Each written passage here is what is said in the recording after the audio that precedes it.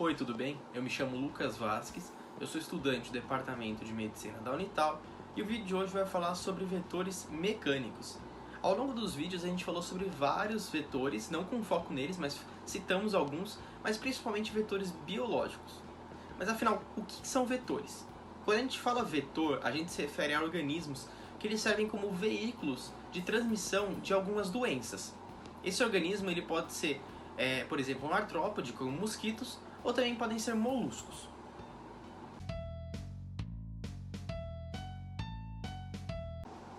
Os vetores, como já dito, eles podem ser divididos em dois tipos. Os vetores biológicos, que são aqueles em que ocorre a multiplicação do patógeno, ou seja, do causador da doença, como por exemplo o Aedes aegypti, que é o vetor biológico do vírus da dengue, zika e chikungunya. Já o vetor mecânico é aquele em que o agente causador da doença ele não se multiplica e também não se desenvolve no local. O vetor ele apenas serve de forma de transporte. Nesse caso, entram muitos animais que eles passam despercebidos no nosso dia a dia, como por exemplo baratas, moscas, formigas e alguns outros insetos.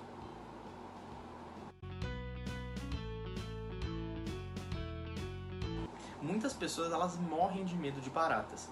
E elas não estão erradas nisso. A gente não deve subestimar os malefícios que podem ocorrer na convivência com esses animais. Segundo a Organização Mundial da Saúde, esses insetos eles são agentes transmissores de inúmeras doenças, por exemplo, causadas por bactérias como furunculose, tuberculose, poliomielite, diarreia, lepra e algumas doenças causadas por vírus e fungos. Isso porque elas passam por lugares como, por exemplo, fezes, animais em decomposição, lixos, e assim elas carregam um patógeno desses locais para dentro das casas. Só que a barata ela não é a única. As moscas e as formigas elas podem representar um problema ainda maior, visto que, além de elas serem menos temidas e até mesmo ignoradas, o que oferece a ela livre passagem pelos lugares, elas também possuem maior mobilidade, podendo se locomover por distâncias muito maiores. E além disso, elas estão em maior número. Vamos dar um exemplo aqui. Quem nunca deixou aquele docinho em cima da mesa e quando pegou tinha uma formiga, ou viu passando uma formiga e comeu depois? Tirou a formiga, obviamente, e comeu. Eu tenho certeza que muita gente que está assistindo já fez isso. Só que isso não ia acontecer se no lugar da formiga tivesse uma barata. E aí que está o problema. As formigas ainda, elas representam um enorme problema na transmissão de doenças hospitalares. Ou seja, dentro dos hospitais há um problema em que as formigas elas acabam por disseminar a doença de um paciente para os outros, dentro do estabelecimento de saúde.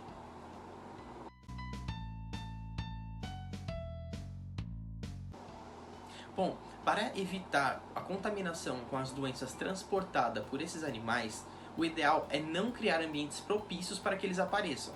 Isso se dá por meio de ações como, por exemplo, manter os alimentos em recipientes fechados, manter esses recipientes com os alimentos em armários ou dispensas também fechados, evitar acumular detritos e restos alimentares em cima da pia, no lava-louças e sobre o chão na cozinha, manter o lixo em recipientes fechados também, não permitir que sejam amontoados caixas de papelão, jornais, madeira, em lixos em locais não apropriados, colocar tampas em ralos de áreas lavadas, colocar borracha de vedação na parede externa inferior das portas, na parte externa inferior das portas, manter bem calafetadas as junções de revestimento de paredes e pisos, ficar atento com os tetos rebaixados, limpar periodicamente a parte superior de quadros e painéis, providenciar a vedação ou selagem de rachaduras, frestas, vasos, fendas que podem servir de abrigo para esses animais, como por exemplo baratas, e praticar limpezas úmidas diárias quantas vezes for necessário para manter desengordurados os pisos, coifas, fogões e maquinários.